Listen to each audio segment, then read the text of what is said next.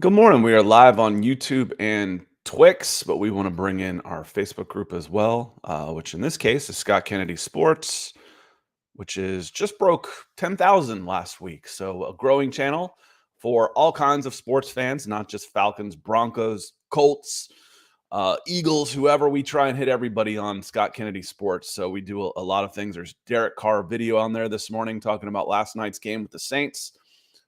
But welcome in, everybody. This is the Coast to Coast Football Podcast. It is Friday. We go live every Friday morning at 9 o'clock in the morning or thereabouts, 9 o'clock, 9:05. And my partner is not here, my co-host, Nick Kendall. He is on his way to Denver for the Denver Broncos and Green Bay Packers game. He's there. He'll be there this weekend.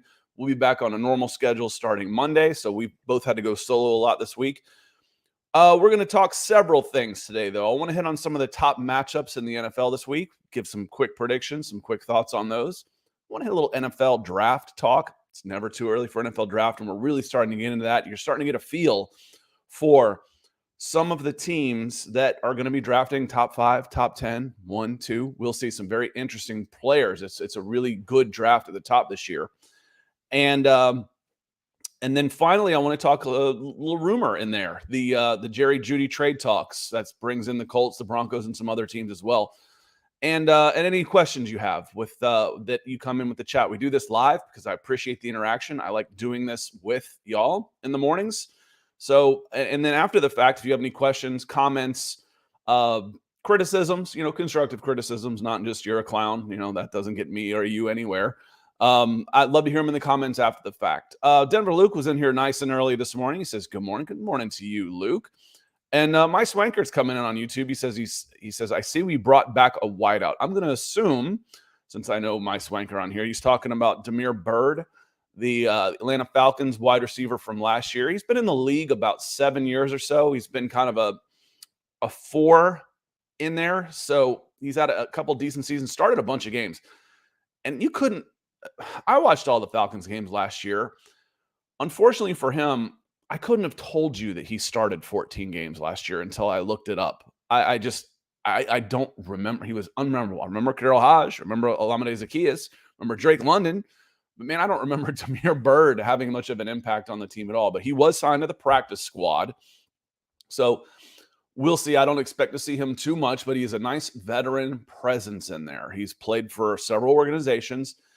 Guys that bounce around like that aren't uber talented, guys that bounce around, there's usually something wrong. Guys that aren't uber talented that bounce around, there's usually something right. They're doing something right out there to stay in the game. They're good professionals that you can count on, can help lead the room, et cetera, et cetera. So him being on the practice squad, we'll see. But that was the move that the Falcons made on, let's see, if today's Friday. They made that yesterday afternoon, I believe. So let's get into this a little bit. We can lead off. I want to hit some of the top matchups, and we'll probably finish with the top matchup of the week, which is who I put on the marquee this morning when I came in, which was Sunday night's game. Dolphins 5-1 against the Eagles 5-1. That should be a really entertaining game. We'll get that one last. And actually, I kind of want to touch on last night's game as well. The Saints and Jaguars. The Jaguars are a really good team. There's no mistaking that one. They're a playoff contender.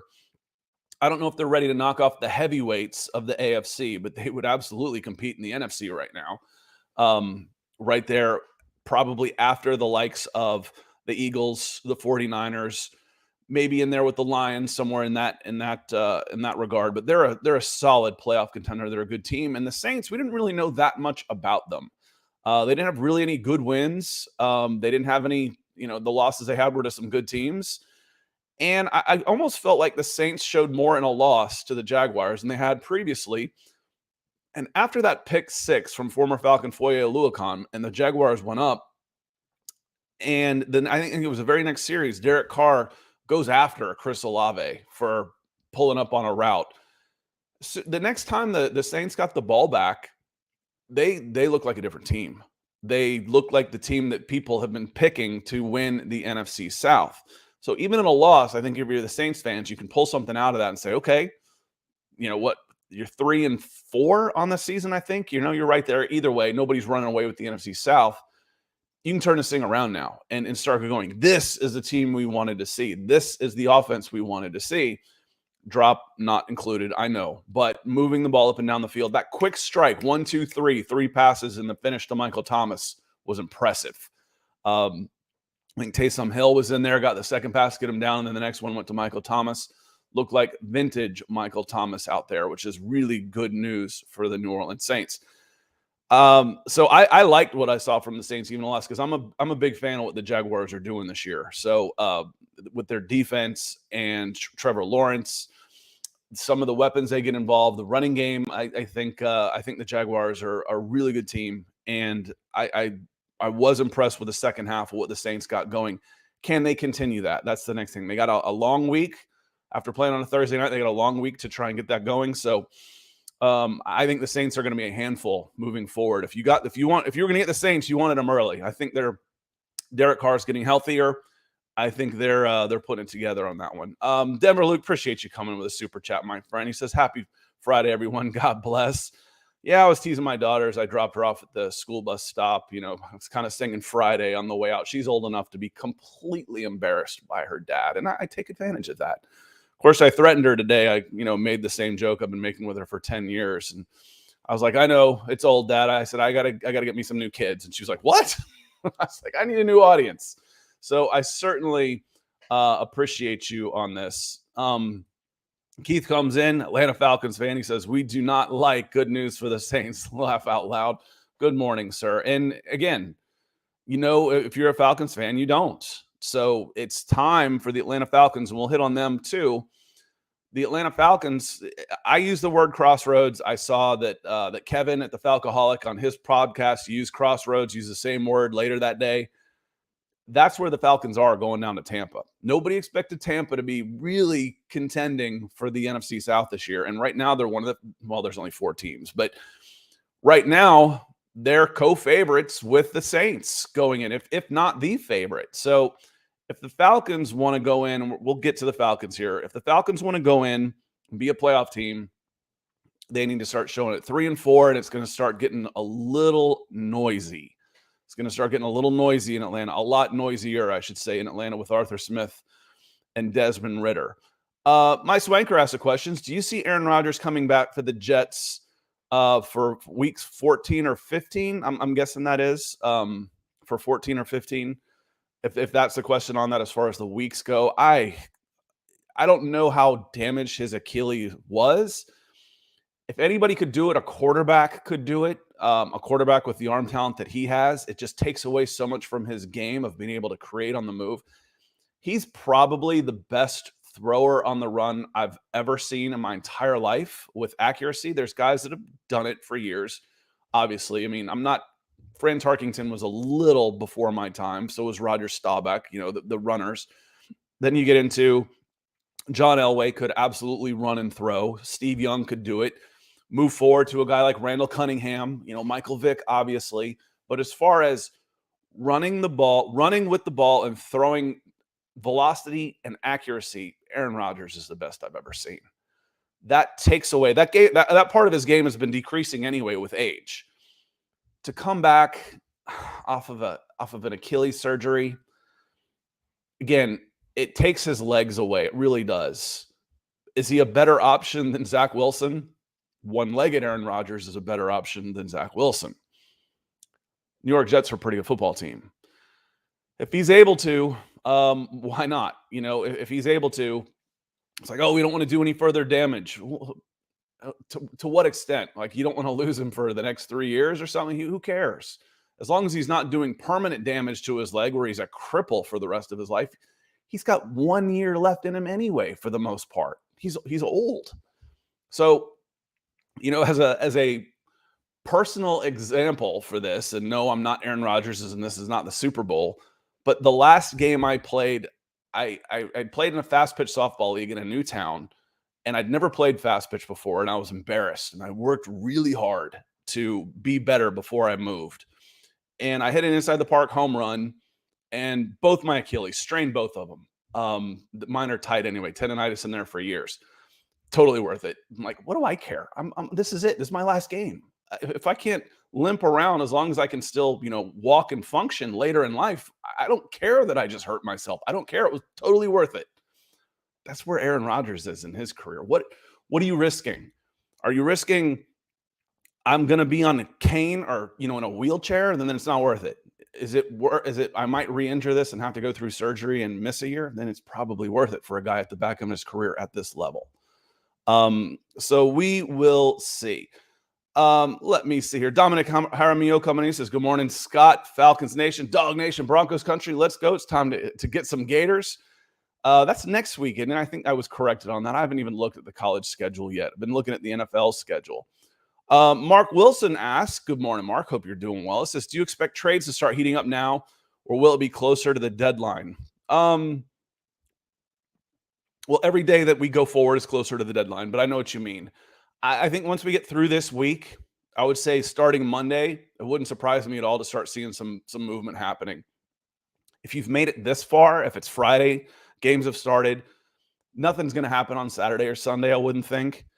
That just, if you're here, we're not going to make a trade on game day and have to make roster moves. But Monday, you're 8 days away from the trade deadline. And there's never really a ton of movement anyway. But one of those guys, and I guess I'll get into this now, one of those guys that could be on the move and one of the teams that could be very active in this is the Denver Broncos. They are 1-5. They've got a lot of expensive veterans who are on contracts that are team-friendly starting in 2024, so basically this year as well. Jerry Jeudy is not typically one of those guys. He goes up to a $13 million fully guaranteed contract. However, he is probably the one player other than Pat Surtain that will fetch you other than a day 3 draft pick in a trade. People can say Justin Simmons, but I'm not on that bandwagon right now. Justin Simmons is super expensive.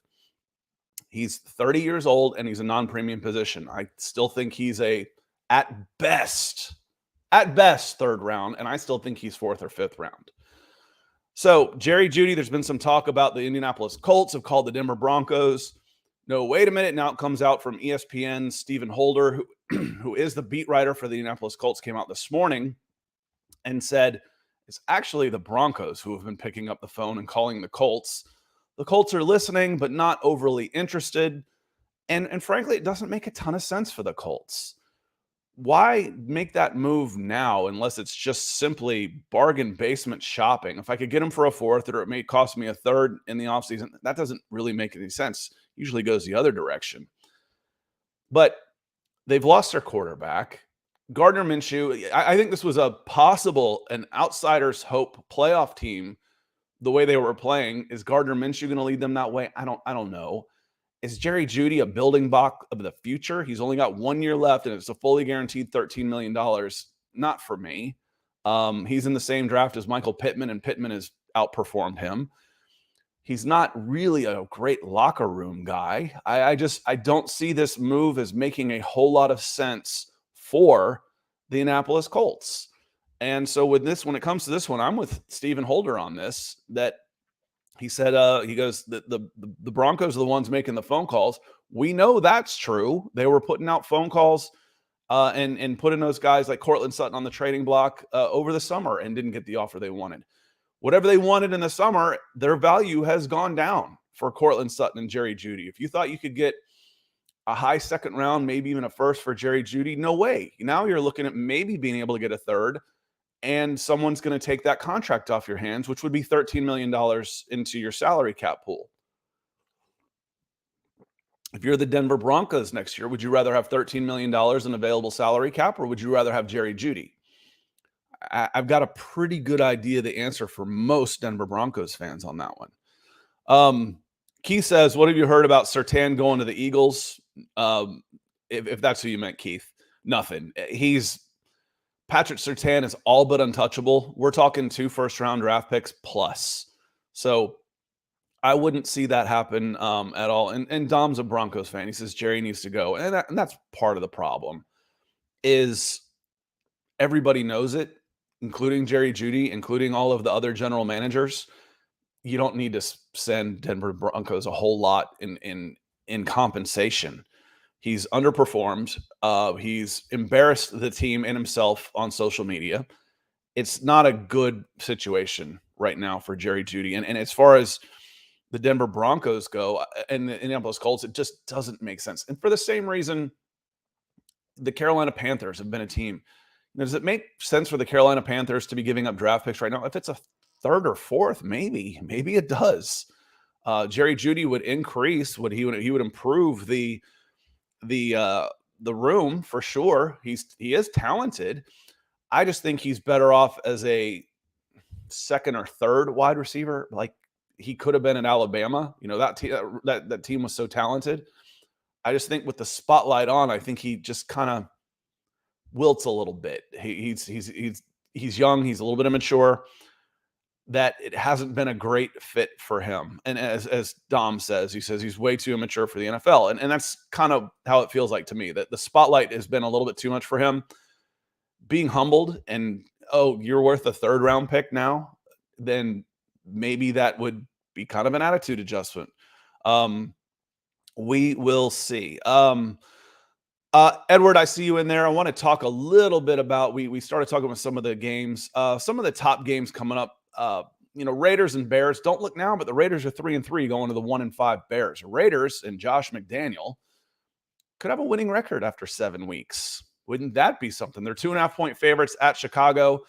This also becomes really interesting because the Chicago Bears have the 1 and 2 draft picks right now. Do they win? I still think the Bears are better than 1-5. It would not surprise me at all if the Bears beat the Raiders. But it all comes down to the health of I think it's Justin Fields out for this game. Let me see the injury report. He's doubtful. So that one hurts. No pun intended.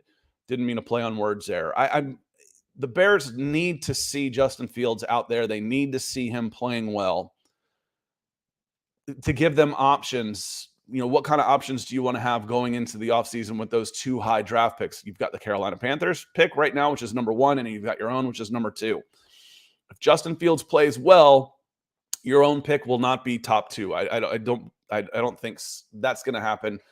Despite what goes around him, if he's playing well, I know you can play well and lose like you did to the Denver Broncos. But I think if he's tossing 4 touchdowns against 0 interceptions, week in and week out, you're not going to have the number 2 overall pick.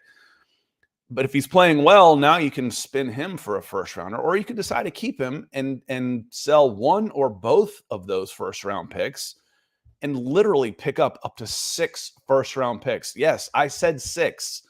Each one of those, the 1 and the number 2 picks this year, are going to be worth 3 first rounders for teams trying to trade up. Each one of them. If the number 3 pick and Trey Lance in 2021 was worth 3 first rounders, Drake May and Caleb Williams are worth 3 first rounders. Imagine coming out of this draft with 6 first round picks. Or, hey, we keep one of them. We draft Marvin Harrison Jr. In one of those 2 spots and trade the other one for 3 first round. We'll see. It's going to be really, really interesting to see what the Bears do with a talented quarterback they already have, and the option right now for 2 of the best quarterback prospects to come out in the last decade. It's going to be It's going to be very, very interesting to see where they go with that. So that's where the Raiders and Bears. The next game on the docket, Browns and Colts. Browns seem like they're getting it together a little bit. Deshaun Watson starting to play a little bit better and up there. But it's not really even about Deshaun Watson. It's because he's questionable for the week. But it's the defense has been playing so well. Their defense has been outstanding. I think the Colts are in a little bit of a trouble. They're at home right now, but I think some of the wind has been taken out of their sails. That one's going to hurt. The Bills and Patriots, there's a dark horse for a top 2 pick. They might even be a dark horse anymore. The Patriots are one of the worst teams in football right now. They're 1-5. They've got a tougher schedule, so some of the tiebreakers go against them, but there could be a team that could be looking to get their franchise quarterback, their next 10 to 12-year quarterback. Commanders and Giants, I'm really interested in the Commanders still. They're 3-3. I thought they would be a contender for a top 5 pick, but they're sitting there hovering at 500. And they've got some pretty good wins. They've got at least one good win. At Atlanta was a good win. They lose to the Bears after playing really tight with the Eagles. Make that one make sense to me. So they've beaten the Cardinals, who aren't very good. They've beaten the Broncos, who aren't very good. They got blown out by the Bills. I'm like, okay, they are who we think they are. Then they go and play toe-to-toe in Philadelphia, and then they get thrashed by the Chicago Bears 40-20, and Justin Fields looks like a number 1 overall pick. Then they go into Atlanta, who they've now beaten 3 times in a row in 3 consecutive years, and handle their business there and take care of that game. Get an ugly win, but a win's a win. Now against the Giants, who look pretty terrible this year, that should be a win for them. They should go into New York and get the win and sit there in 4-3. And you're talking about a possible wild card team. Falcons and Buccaneers, we touched on that one pretty early. The Atlanta Falcons are 3-3. They're 0-2 on the road. The Buccaneers are a surprising 3-2. They've had wins. Their wins haven't been all that great either. So this is a good chance to find out. Their wins are at Minnesota versus the Bears, at New Orleans. They dominated New Orleans, but then they got beat up pretty good by the Lions and the Eagles. Well, who hasn't to this point for the most part? Those are 2 of the top 3 teams in the NFC. I think this game is going to tell us a lot about both teams. This would be the best team, the way the Saints were playing without Derek Carr. If they beat the Falcons, that'll be their best win of their 4. If they lose, they're sitting at 3-3, and they still don't have very many good wins. And then they go at Bills, at Texans, versus Titans, at 49ers. That's where it starts getting a little rough for the Tampa Bay Buccaneers. And one of the reasons that sounds like a first-place schedule. They won the division last year with, I think, an 8-9 record. And at Bills, the Texans are playing really well right now. Titans should be a win at home, at 49ers, at Colts, and then it eases up a little bit after that. But this is a big game. This is a bigger game for the Falcons for me than it is for the Buccaneers. This is a game where if the Falcons lose this game, it starts getting really, really tough in Atlanta about some of the questions that people are going to have. And Mike Swenger says, against Tampa Bay, we need Taylor Heineke to play. I don't think that's going to happen unless there's an injury or unless there's 3 interceptions in the first half, unless it comes off that poorly. But where do I think this game is? I don't have a lot of belief right now in the Atlanta Falcons. The Tampa Bay is playing with more want to. They're at home. I think it's going to be, this is the Atlanta. I grew up in Atlanta, around Atlanta sports in the 80s. Some of the worst teams in the history of this game with the Braves and Falcons. I don't see it. I feel like will this team, I guess the word is rise up. There you go. As Keith just said, will they rise up and meet the challenge? They need to. They're not that far away. If Desmond Ritter's not giving the ball away, which he has been, he's got 6 interceptions. We've said for this team to be successful, all they have to do is have Desmond Ridder protect the ball and shuffle it out to their playmakers. That hasn't happened. He hasn't protected the ball. And Edward has a criticism. He says, I'm not sure I like seeing Bijan used out wide so much. Would rather see him used more as a traditional running back and going get some type of rhythm. I think that's also, not trying to wear him out, for the long haul. You're going to need this guy. You put a lot of resources into this guy with a number 8 overall pick. And you've got Tyler Algier who can play. I think, Edward, this is an indication that they need some more wideouts. They need some more receiving threats. I thought that guy could be Cordarrelle Patterson, but Cordarrelle Patterson hasn't been a factor at all through 6 weeks. I scoffed at all of the trade talk going into the season. 1, Patterson wasn't healthy, and 2, I thought he was going to be a bigger part of this offense. He hasn't been. I figured 8 to 10 touches, which for Cordarrelle could be 85 to 100 yards from scrimmage. It hasn't happened yet. If he's back there returning kicks, he's obviously healthy. He's not a great wide out anyway. You're really missing that slot guy. Have you seen? And I'll never forget the smugness of Arthur Smith when they were asking what Drake ran, because Drake didn't run for anybody preseason. He didn't run pro day. He didn't run combine. And he goes, "You ever seen him play in the slot?" Okay, big deal. Any wide receiver, I would hope to God a receiver taken in the top 10 could play slot receiver. You still need a quick separation receiver on this team. The closest one you might have is Bijan Robinson, and that's really not what he's there for. So less predictability on offense is what I'm looking for. It's like, okay, we need a play. They're forcing it to Bijan. You've got other guys. Let's see. You've got a number 4 overall unicorn who's starting to get right. You've got Drake London. Let's open up the passing game. Otherwise, Tampa's just going to stack the box. You're going to have 9 guys on the line of scrimmage, and you're not going to be able to run the ball. You can pass against Tampa. Nobody's had really a lot of success running the ball against them. And right now, the Falcons have been way too predictable on offense.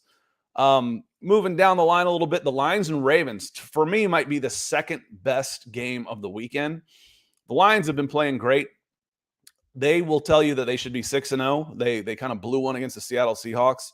The Ravens are an interesting team.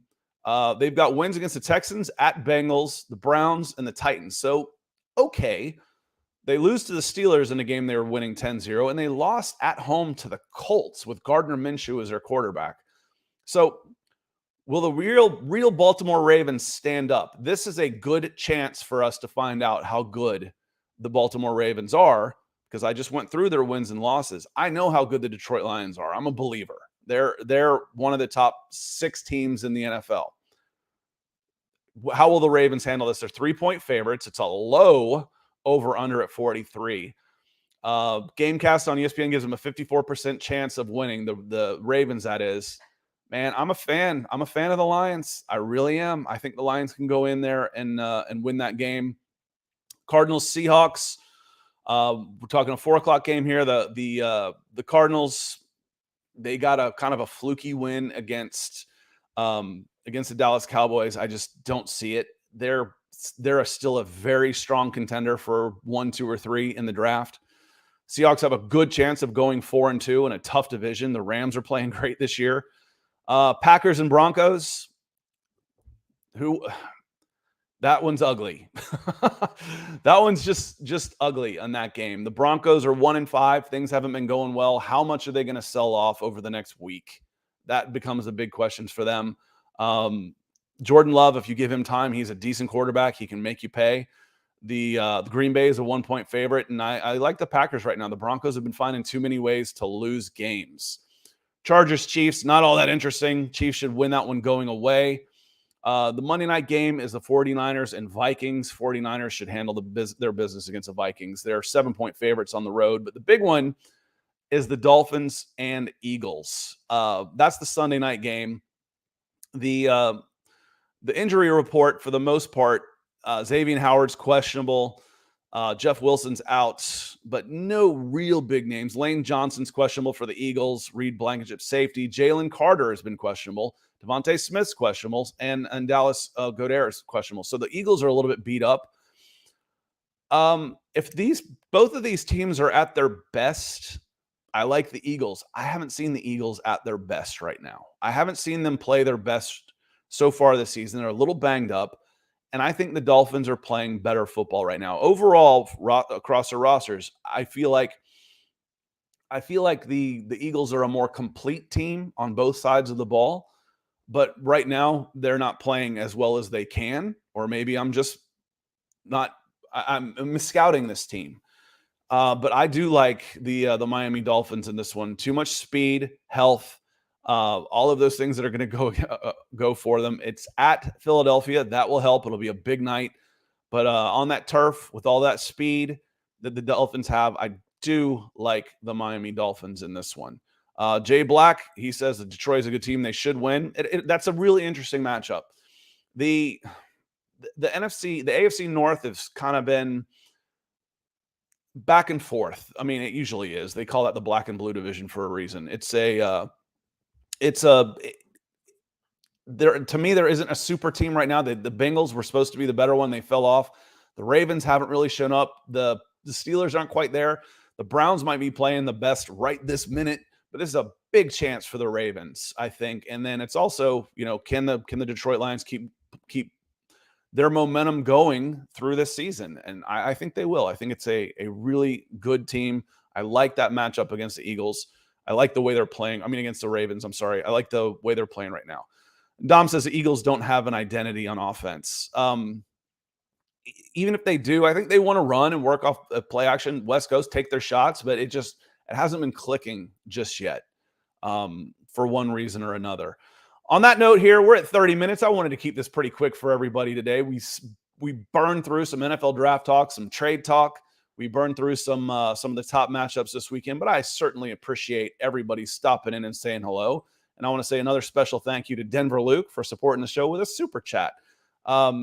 Leave me any comments you have after the fact. I love coming back and Scott, you said this wrong. When you do these live, I say things wrong. Or if you need some more clarity on why would you say this? Well, this is why, or anything. But I love the interaction with the fans. I've been doing this for 20 years, and it's one of my favorite things about doing this, of doing it with other sports fans. I don't mean fans of me. I mean fans of the game. On that note, I'm going to get out of here. It's Friday. I hope you all have a hell of a football weekend starting last night. We had a pretty good game last night with the Saints and the Jags. Enjoy some college football. Enjoy a really good slate of games on Sunday and Monday. And I will be back here on these channels on Monday morning to talk Buccaneers and Falcons. And then we'll have Broncos for breakfast on Monday and Tuesday as well. So on that note, appreciate everybody being here. I got one more coming in. Jesse, thank you so much. Says thanks for a good show. Well, thank you for your support. Super chats are the most direct way to support the show and the things we do here on these channels. So we certainly appreciate it, Jesse. On that note, I'm going to get out of here. Y'all have a great weekend, and we'll see you next time.